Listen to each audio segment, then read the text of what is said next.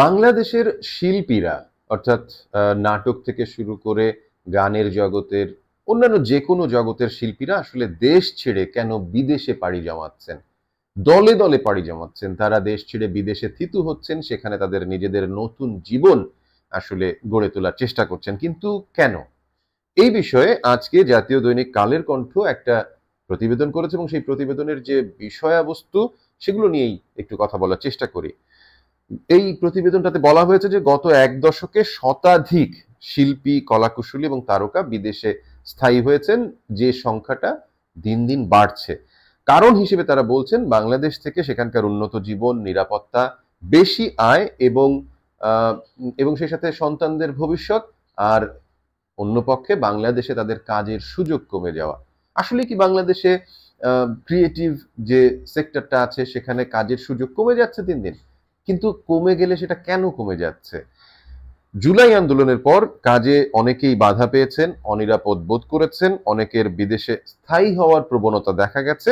এরকম অভিযোগ করেছেন আবার আরেকটা পক্ষ, শিল্পীদের ভেতরেই আরেকটা পক্ষ এরকম অভিযোগ করেছেন।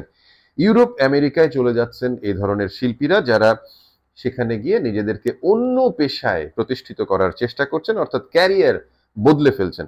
মোটা দাগে এখন পর্যন্ত দুইবার দল বেঁধে শিল্পীরা আসলে দেশ ছেড়ে বিদেশে পাড়ি জমিয়েছেন।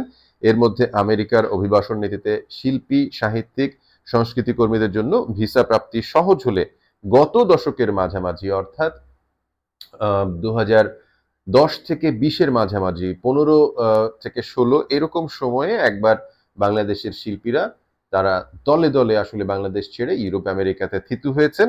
এবং করোনা মহামারীর পরবর্তী যে সময়টা, সেই সময়টাতেও আসলে বাংলাদেশ থেকে অনেকেই বিদেশে পাড়ি জমিয়েছেন এবং সেখানেই তারা থেকে গেছেন, সেখান থেকে আর ফিরে আসেন। এর ভিতরে নামজাদা বিখ্যাত অনেক শিল্পী রয়েছেন বাংলাদেশের, যারা যে কোনো বয়সের হতে পারেন, কম বয়সী, বেশি বয়সী, অভিজ্ঞ, কম অভিজ্ঞ, সবাই আসলে বিদেশে পাড়ি দিচ্ছেন।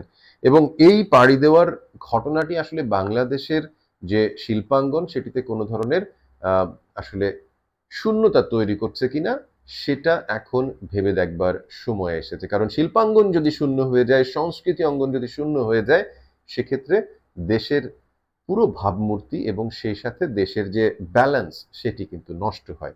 আমাদের ধারণা এবং এই প্রতিবেদনের সাথে আমরা আসলে একাত্ম হয়ে বলতে চাই যে শিল্পী, কলাকুশলী, সংস্কৃতি ব্যক্তিত্ব তারা আসলে দেশ ছেড়ে চলে যাবেন কাজের অভাবে, সেটা একেবারেই কাম্য নয়।